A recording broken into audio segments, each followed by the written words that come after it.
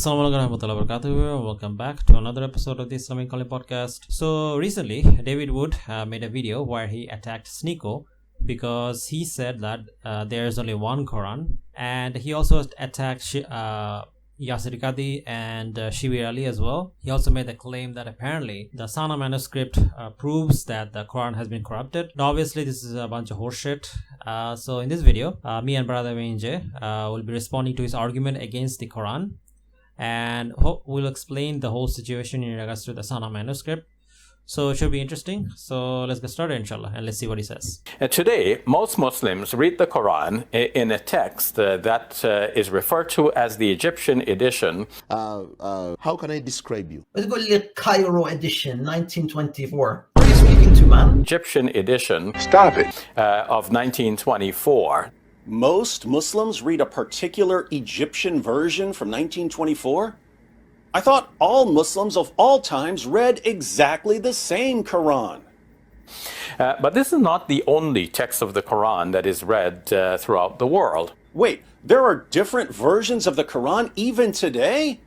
That's not what Sneeko says. In North Africa, there is a slightly different text that is based on a slightly different reading, mostly corresponding to what we read in the rest of the world. A different text? There is a slightly different text that mostly corresponds to what other Muslims read? Mostly corresponding to what we read in the rest of the world. This isn't what Sneeko's been saying at all. And then, too, in some parts of Africa, there is another reading of the Quran and a matching manuscript that is prevalent. And here, too, we find some slight variations. Still another version in other parts of Africa? With more variations? And here, too, we find some slight variations. Keep in mind, these are different Qurans that are still used in different parts of the world today. I mean, I'm gonna be honest. Like, I tried to give him the benefit of the doubt. Like, okay, you know what? I need to calm down. Like, you could have addressed this in 100 different ways. That didn't sound like what you just sounded like. Okay? Like 1940s, like Egyptian edition, like who says that? So basically, he's referring to the Hafs version of the Quran. And this is a version of the Quran that's based on the recitation of Hafs, right? That's what he's saying. He's talking about the different recitation of the Quran. And the copies that are based on that, kind of like oral recitation to make it easier for the reciters. That's all he's saying. Like that's all you have to say. Like, these are not different versions of the Quran. This is the same Quran. Coming from the same kind of like chain of transmissions. These are not different versions. These are not variants. Why are you calling them variants? Like does it like physically pain you to like just say these are just different recitations that are coming from like Hafs or Asam or like all these kind of like different reciters, but it goes back to the same chain of the Prophet? And does it like physically hurt you to say that? Because it's still the same Quran, like these are not variants. He's using the exact same fallacy. So basically, this is his argument. Sneeko says there is only one Quran. Shibir Ali says that there are many Qurans. Conclusion, therefore, Sneeko is either lying or don't know what he's talking about. Again, the argument is false because when Sneeko is referring to the one Quran, he's referring to the divine revelation that was revealed to the Prophet, right? And this includes all the different recitations that exist, all the qiraat that we can trace back to the Prophet, right? This already includes that. However, when Shamir Ali is talking about, all this kind of like different Egyptian edition, he's talking about all the kind of like different recitations of the Quran, right? But these are all part of this exact same Quran that Sneeko already talked about. These are not different variations. These are not like different things. It's the same Quran, coming from the same chain. So his conclusion doesn't follow because he's talking about the same thing. Yeah, so what Dr. Shah referring to here is with regards to the printer. Basically, the Muslims all over the world today rely upon is or the text that was first printed in Egypt in 1922, right? Because that was the first authoritative printing of the Quran was accepted throughout Muslim world. That doesn't mean Quran is different from previous printed versions because there was no printed versions before that. So the Quran was written by hand. However, that doesn't mean that the Quran that we have now is different from the texts that were written by hand. But the the difference between the Bible and the Quran is that the point has to be made. You rely 100% on the written word. Muslims rely on oral preservation. So let's say we put 10 people in a room, okay, and each of these people or each of these persons, they recite the Quran perfectly, okay. Okay, let's say for example, Surah Al-Fatiha, okay, and then when they check the text that they have, let's say they have a written manuscript of the Quran in their hands, but then they recited Surah Al-Fatiha from memory, and everyone agrees with that recitation because it's correct. And then when they cross-check with the written manuscript, they find that the written manuscript has a lot of mistakes. Therefore, in the Muslim mind, in the Muslim perspective of preservation, the oral transmission trumps the written word because we don't rely on the written text. We rely on memorization. So, something fundamentally important, which David Wood don't seem to get it. When we go to early manuscripts of the Quran, the problem becomes even more glaring. For instance, after describing the Saana Manuscript, which contains tons of variants, Shabir says this. This cuts away at the sense of complacency that many Muslims have gone around with, thinking that, okay, everything has been preserved dot for dot, letter for letter, the way it was revealed to the Prophet Muhammad, peace be upon him, with no variation or change whatsoever. So, the Saana Manuscript refutes the absurd claim that the Quran has been perfectly preserved. And he's saying that, but there are all these kind of different manuscripts. Like, no one cares about manuscripts. This is not how Islamic recitations or like theology works. Like, our theology is based on living an oral tradition. Like, whether there are manuscripts or not, yes, but they are not like end all be all. Like, our religion is not based on manuscripts. Like, we don't need manuscripts. Like, for example, what he's saying here is that so basically I have to explain this whole Saana Manuscript garbage.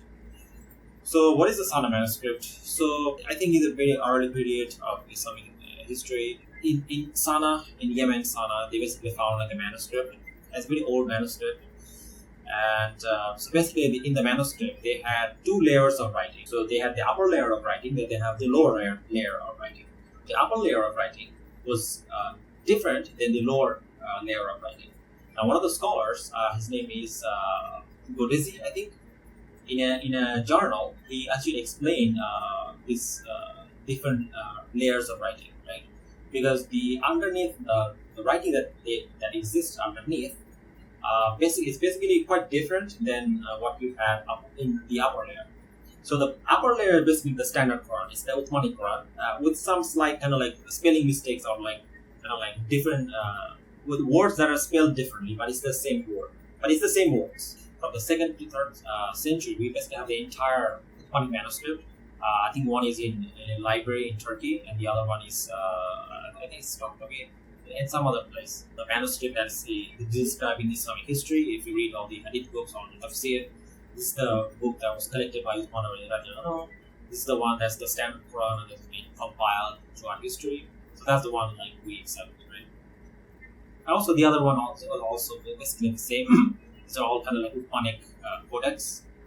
So that's basically what's going on. For example, if you read the article that was written by Sadeghi, he actually explains this. Now, Sadeghi believes that this upper layer of the Quran, that is basically the Quranic codex, is basically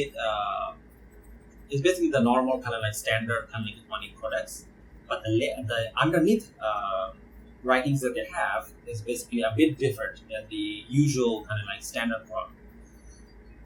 So what he suspects is that this underneath layer is actually one of the different dialect that existed in the early periods of history, and he suspects this is probably Ibn Masud's copy of the version of the Quran that was maybe later on copied. So basically what happened is that the parchment, it has a writing underneath. This is the first layer of writing, but it was removed and another writing was written on top of it. The on top or the upper layer of this writing is basically the normal Quranic codex. The underneath is basically this variant, supposed variant reading. Now, what this scholar suggests is that this is actually one of the different lost dialect of the Quran. And if that's true, then this doesn't go against the Islamic standard narrative. This actually confirms the standard Islamic narrative, which shows that, yes, there were different dialects of the Quran, and some of the companions, they actually wrote them down. So, what's the issue here? It doesn't contradict the standard Islamic narrative, it confirms it. So there can be two explanations for this, right? One is that this is one of the the lost dialects of the Quran that was probably compiled by one of the companions of the Prophet. Or two, it's like a scribal error. Now, it being a scribal error is very unlikely, so it's most likely one of those 7 lost dialects of the Quran. But either way, what is absolutely clear is that whatever it was, it is not the standard copy of the Quran, because the students, they removed it. I mean, what was the point of removing it if it's canon, or it's like the standard copy of the Quran? It doesn't make sense, right? So whatever the case is, clearly this is not the standard copy of the Quran. The standard copy of the Quran is the normal Uthmani Qurans. That's the standard copy. That is what's been confirmed. That's the Hafs reading. That is the recitation that everyone accepts, and that's the reading that we have in the libraries. All the different manuscripts all match to this exact same reading, writing style. So yeah, that's the Quran. And this again is one of the reasons why the scholar actually assumed that this is actually the same Quran. It's just different reading of the Quran, right? For example, in Quran chapter 2:196, it says the following. In the Uthmani Codex, it says, it doesn't have the word Rusul. It says the following: do not shave your heads until the offering reaches its destination. And then in the underneath layer, it says the following: do not shave until the offering reaches its destination. Okay, so basically it's the same thing. It's just missing the word your heads. That's it. But both are saying the same thing. So it's the same Quran. It's just missing one word. That's it. But the sentence is still the same. The commandment is still the same. So basically, it's possibly because of the different dialect. But then again, either way, whatever the case is, we cannot accept this manuscript as some kind of authority, because we have no way of checking it, or we have no way of verifying it, because we don't have a chain of transmission in this case. So we don't know where this is coming from. So we reject it. Like I said, there's no different version of the Quran, because we don't accept it. The only way we accept something is if we have a chain of transmission that goes back to the Prophet. But in the Bible, you don't have that. In the Bible, what you have is exactly this, where you have a bunch of manuscripts, and you have no way of checking whether those manuscripts actually go back to Jesus or not. So in 1 Corinthians, it says the following: but God hath chosen the foolish things of the world to confound or confuse the wise, and God hath chosen the weak things of the world to confound or confuse the things which are mighty. Read about this 1 Corinthians 1:27. Then it says the following: for God is not the author of confusion, but of peace, as in all churches of the saints. Again, if you read this, it's the same book, 1 Corinthians 14:33. So in the same Bible, in 1 Corinthians, at one place it says that God is causing confusion. In another place it says that God doesn't cause confusion. So which one is it? It's a clear contradiction. So which one is accurate? And we have no way of telling. This is a genuine variant. We have no way of checking, because we don't have a chain of transmission that we can use to falsify which one is accurate and which one is not. Right? We cannot do some kind of exegete or some kind of science, historical science, or we can check and compare, contrast the different chain. We don't have that. We don't have this chain from Jesus. We don't accept this type of manuscripts that we don't have a chain of transmissions. Our method is completely different. But yeah, again, it's big L for David. He doesn't understand how Islamic tradition work. Go back to school, David. Maybe that'll help you. Radical assessment, David. The Quranic text, Quranic manuscripts from the Sanaa findings, okay, were preserved at least 95 to 97% of the text, okay, minus the scribal errors, obviously. Okay, so if you look at the Bible, okay, and here again, David is throwing, he's throwing stones at glass houses. One shouldn't be throwing stones at glass houses. The Bible, the manuscripts or the Bible, we don't even have the earliest copy of the Bible or the New Testament from the 1st century. Okay, and the largest, the earliest manuscript that you have, David, is the size of a credit card, P52. Okay, so there you go. What were you saying again about preservation of the text? Because I think Muslims have done an excellent job of preserving the Quran, as compared to Christians who have done a really lousy job of doing the same. With that, I'm gonna end this video. again, it was an interesting topic, but it's something I've been wanting to discuss, especially the Saana Manuscript. So hopefully this covers it.